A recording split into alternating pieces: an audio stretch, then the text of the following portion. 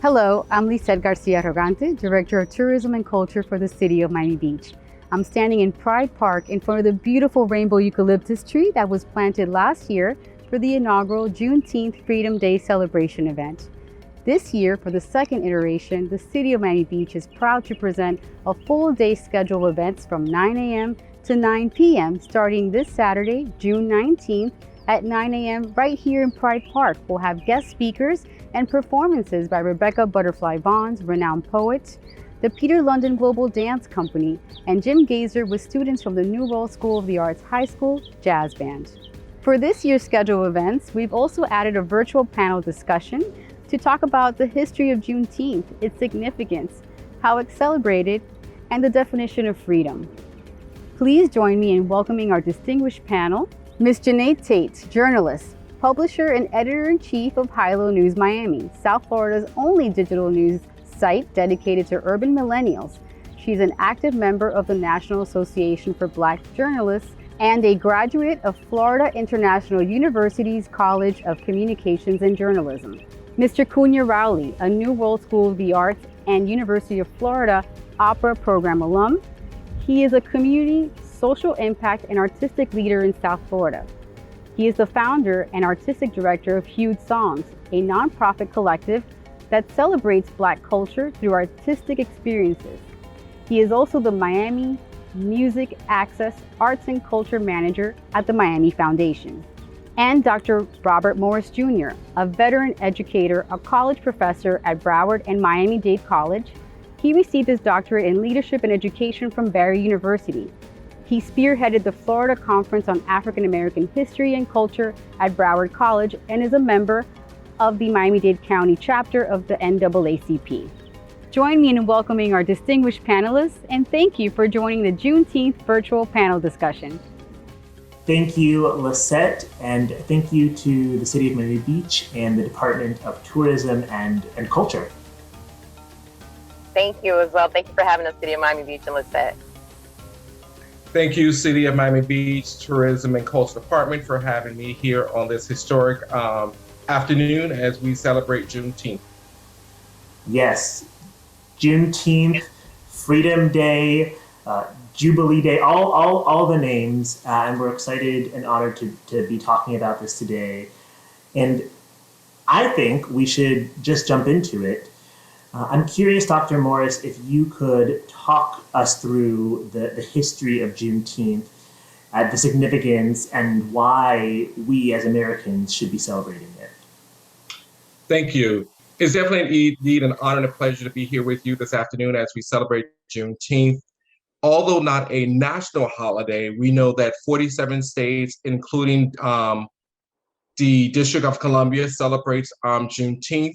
Juneteenth was a celebration designated in, of course, Galveston, Texas, back in June of 1865, when those slaves knew or found out that they were actually free.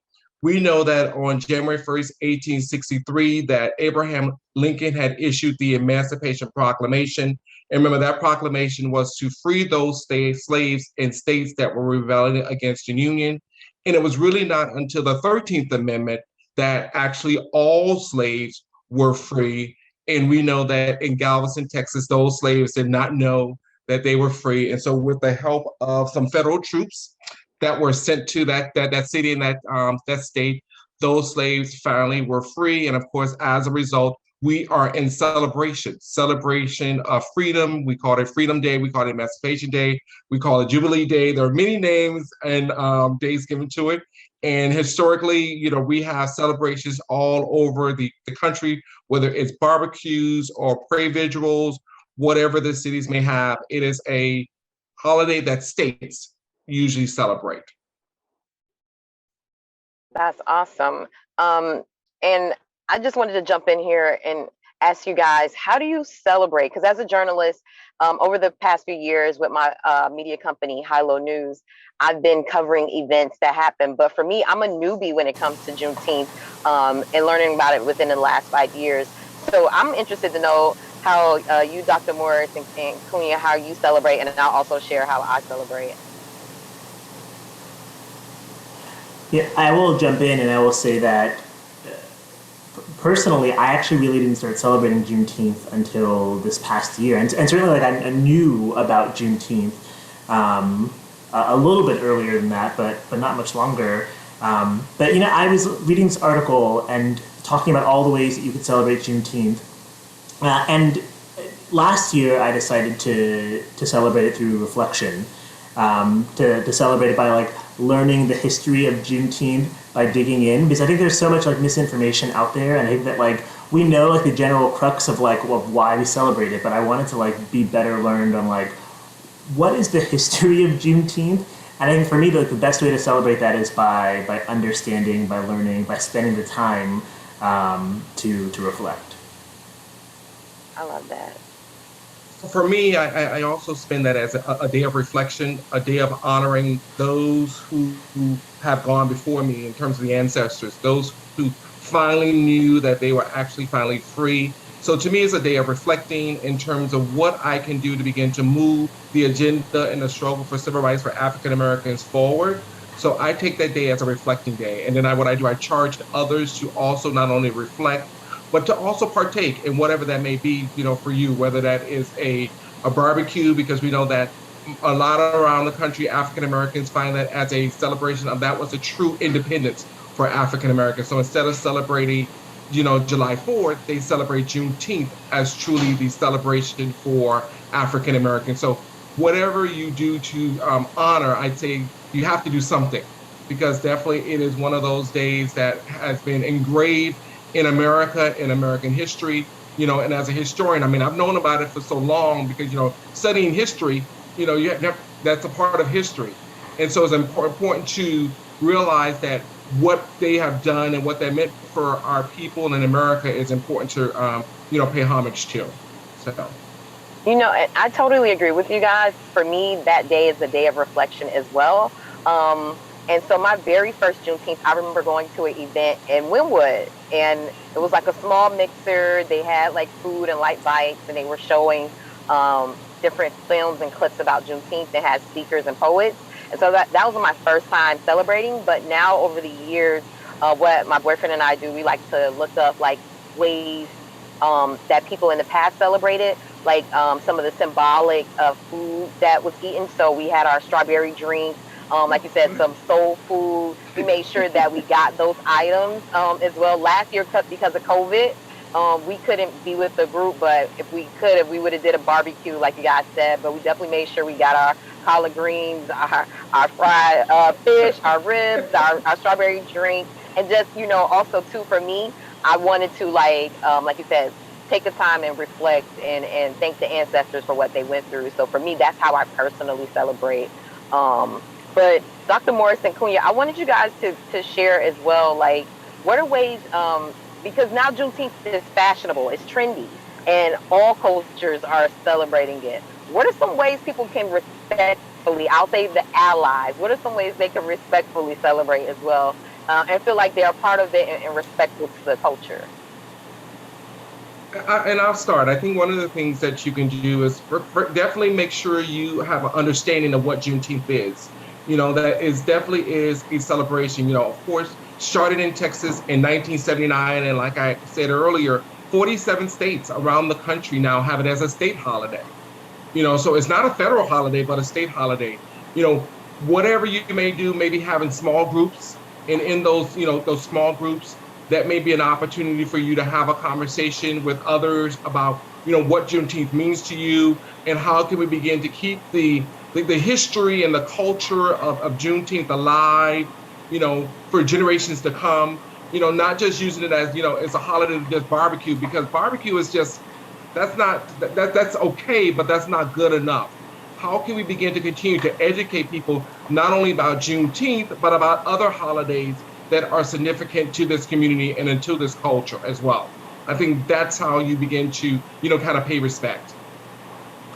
Yeah, I agree. And one of the things that I will say, I'm just going to say it.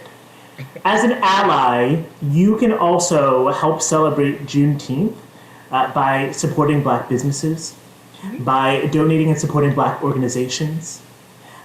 Yes, show your allyship through attending the events, but also show it through the coins, donate and support, because I think it's really important when we begin to understand that Juneteenth, yes, marks a very important day in which, as African Americans, we were all free, but the institution of slavery was around longer than it hasn't been, and so like we are still dealing with the aftermath of disparities around race and disenfranchisement, and so like I would say also support Black businesses, just not on Juneteenth, also like every day, but especially on Juneteenth. Yes. I love that you said that, Kunya. Like, I forgot about the Black business part, because to me that became really big last year with, unfortunately, the death of George Floyd and the protests. There was a spotlight on supporting Black businesses, and Juneteenth kind of was that catalyst for a lot of businesses last year, myself included. Yeah, I absolutely, I think that's important. And Dr. Morris, I love what you said about this idea that Juneteenth also, it's important to, yes, also reflect on this day and like how to celebrate it, but I think that like it forces us to investigate the other days that we also need to be thinking about and reflecting on, that have like cultural significance. And so I hope that we'll continue to do that. And it makes me think about also just thinking about dates and holidays. There's kind of this debate on Juneteenth and what, like, especially here in Florida, on what our Emancipation Day is. And so I'm hoping that you could talk to us a little bit about your thoughts on that and how we navigate that, and should we be celebrating Florida's emancipation versus Juneteenth? Do we celebrate both? Like, what do we do? I would definitely encourage us to celebrate both, because I think that, because we live here in Florida and because May 20th is truly the, Emancipation Day for Florida, that's an important piece for us to study as well, because we don't want to just, study the, American history, because American history is important, but we also want to recognize Florida history. What has made that impact, on us, understanding that also too on, when the Brigadier General came and said, okay, now, made the announcement that slaves were here free in Florida, guess what? Now we have May 20th as our Emancipation Day. So why not have a celebration of who we are as Floridians? So that's important. That's important to our history. And we have a stronger connection to our state, or even, I even say sometimes even to our cities, that we may have to this American identity. So why not celebrate both? And I think that becomes an important piece for us to kind of recognize, is that, how do we begin to infuse? And that's why, I thank the city of Miami Beach, because, we're celebrating Juneteenth, of course, because we've talked about that and what it meant for, those slaves, in Texas, which is important to our understanding. But it also is important to those slaves that were here in Florida as well, who finally found out, after, the 13th Amendment was passed, after the Emancipation Proclamation, that Emancipation Day didn't come on January 31st, 1865. It came after May 20th. So we still had those people who were still enslaved even beyond, because we know that, so it's important to understand that history so that we can begin to, celebrate it, recognize it, and begin to teach it to, future generations. So learning Florida history becomes so crucial to our understanding of this whole topic. And so, that's just one of many holidays, that we have. So we want to definitely make sure we recognize that. So we celebrate us, here in our own individualized state, because we are great as well, same as those who are celebrated, that we celebrate in Texas. So we don't want to take away from them, but we want to also celebrate ourselves as well and what we did in terms of bringing about changes, to our own state. Yes, you are dropping knowledge, Dr. Morris. I'm loving it. Like, I'm trying not to say hallelujah on here. You know what? You brought a really great point, and I would love to hear both of you guys' point of view on this, because, we would be remiss if we didn't, mention that the city of Miami Beach has a interesting relationship with Black residents in Miami-Dade County. But I do want to note that the step that they're taking with their Juneteenth programming, and even doing this talk to break it down even more for residents and people in the community to know about Juneteenth, that is not just some event that they're having, I think that's commendable. And I think that more municipalities should do this as a way to bridge the gap between the Black community and the municipalities. Can you guys talk about the importance of doing that and why municipalities should do that? Because Dr. Morris, you said something very interesting about our connection to our cities are really strong. So I would like to get you guys' point of view on municipalities taking this on and embracing Juneteenth as a holiday and the importance of that. Well, I mean, I'll start and I'll say that yes, I'm really grateful that the city of Miami Beach is taking this step because I think it's important.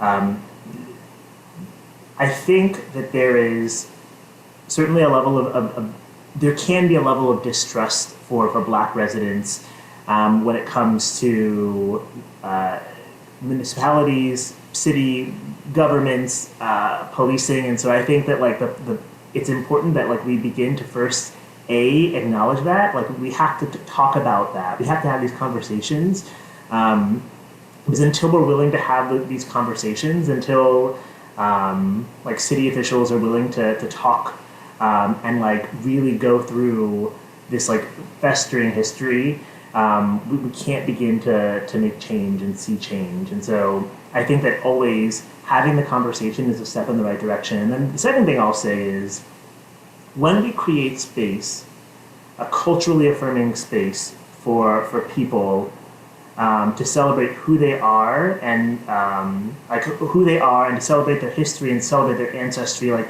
that is actually really powerful, not just for the people, but also for the community. Because we have to create safe spaces for that, because that's what helps to break down the barriers. And so I think that like that is really, really crucial. And so this is a great first step.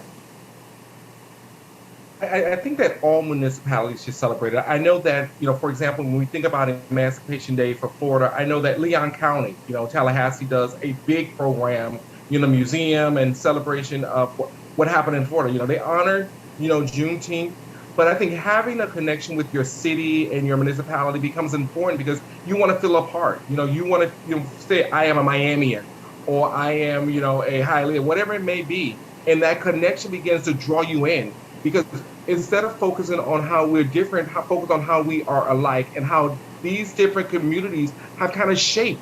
When we think about Miami, we think about the Bahamians who were here. We think about, all of these different groups that kind of shape the culture and the traditions that Miami, that's why we do the Goombay and why we do, the Cinco de Mayo and all of these stuff. That's important to us. I mean, that's important to who we are.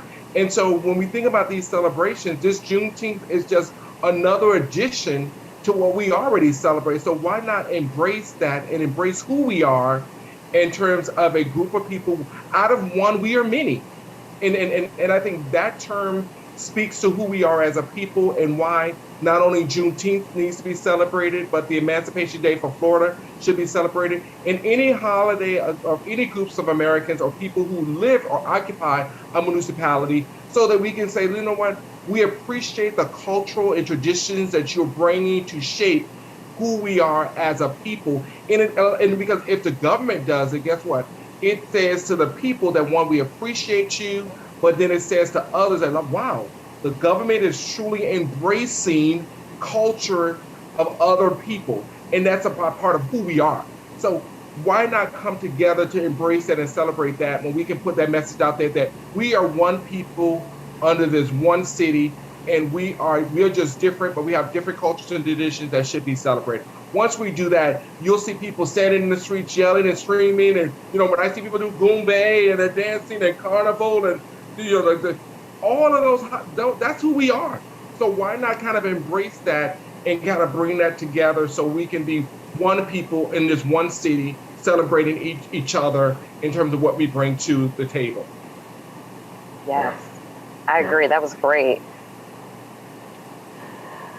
Dr. Morris, you brought up something that I wanted to touch on, and I'm curious, because Janae, you and I had this conversation early on, and it makes me think about Miami and how we celebrate Juneteenth, just because we are a very diverse city. And so, certainly, what Juneteenth means to a Black American, African American is different from what it means to a Haitian American, a Bahamian American, a Trinidadian. And so how do we begin to, I'm thinking about how do we begin to find ways to like break down those barriers, and then also intergenerationally. I think that like what Juneteenth means now for maybe millennials is very different from what it means to someone else. And so like I'm curious for both of you, like here in our city and in our community, like how do we strengthen Juneteenth and how we celebrate and what it means to each of us? I would say that, you know, what Dr. Morris said is definitely like a first step. But to me, I think especially here in South Florida, a lot of ways that we interact with different cultures is through our food. And so I would invite people, have a meal with me, taste what my grandma cooked. You know, she's from Georgia, she's from Alabama, or she's from Houston or Texas or whatever. And this is what this meal meant for her family in Juneteenth. And I think that's a great way for us to intersect cultures, different demographics and age groups, because everybody comes together for a meal. And to me, I think that's like a very simple, easy way for us to begin having those conversations. But even all of us, because we're all from South Florida or have been here, that my introduction to Cuban culture is through the food. And that's how I relate and I can connect with my Latinx brothers and sisters. So I think that works on many fronts. And I think even deeper, because I think the food is definitely, because, you know, I call it, you know, food for the soul is always good. You know, and whatever food, whether it is, whether it's Jamaican or Bahamian or whatever, we all can come together. But I think that, you know, as we talk about this Emancipation Day, you know, maybe we can talk about emancipation all across the globe. You know, so you don't just focus on just, you know, Juneteenth is the celebration of those in Texas, but what about emancipation that happened in Haiti? What about emancipation that happened in Jamaica, or, you know, or in Puerto Rico, or in Cuba, and all those other places?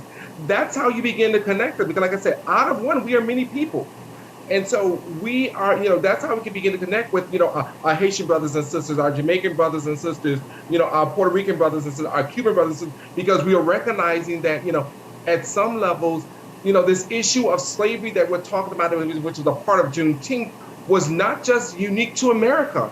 It was around the globe.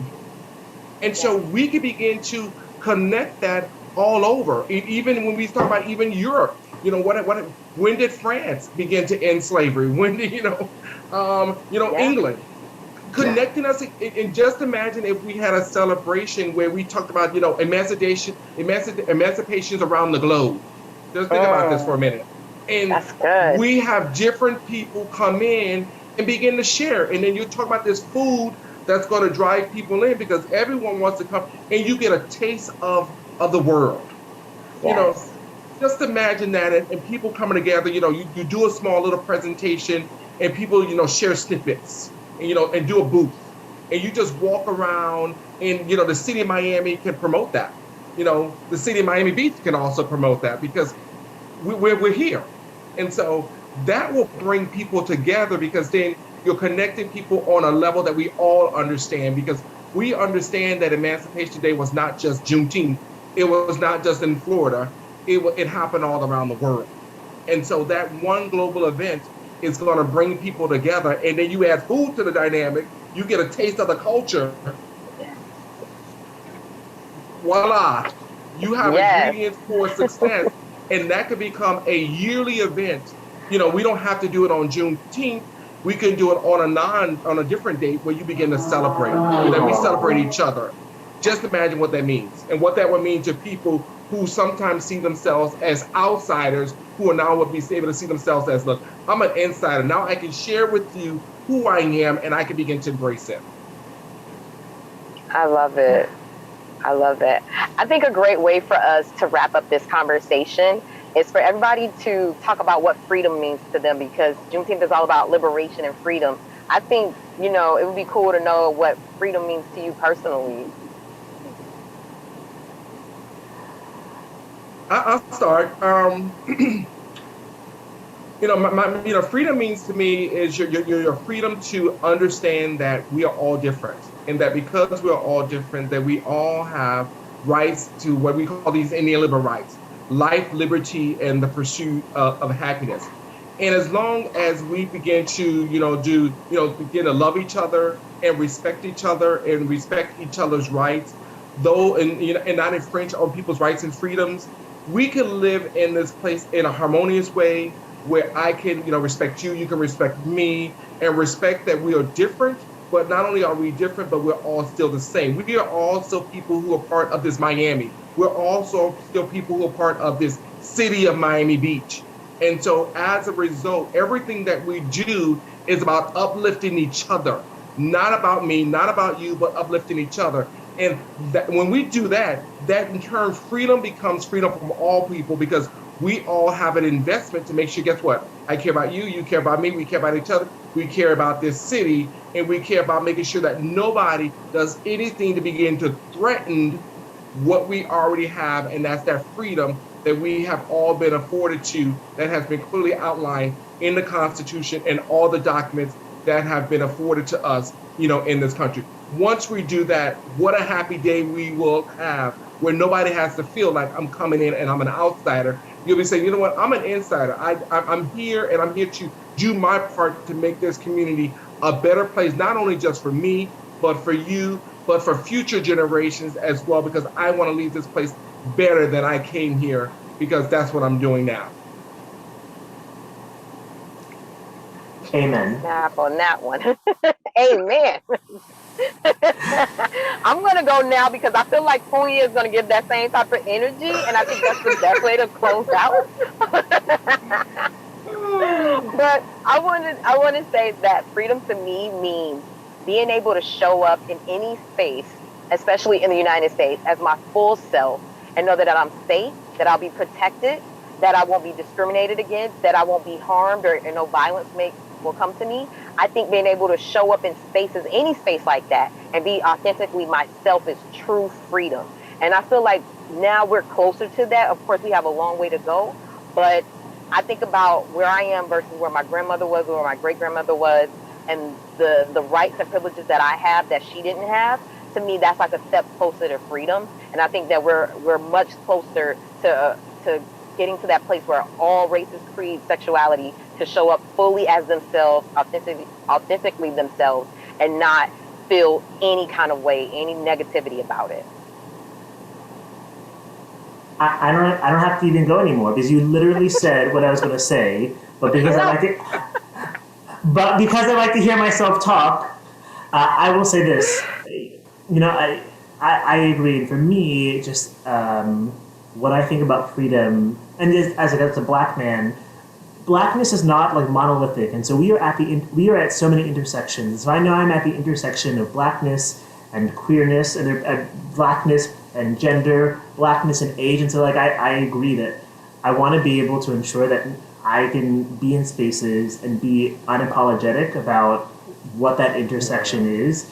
So for me, that is what freedom and liberation means, and I'm still fighting for it. And I want to also just say that, thinking about Juneteenth, I want to reflect that it is also a time where we can think about the ways in which we are still not free in many ways. And so, yeah.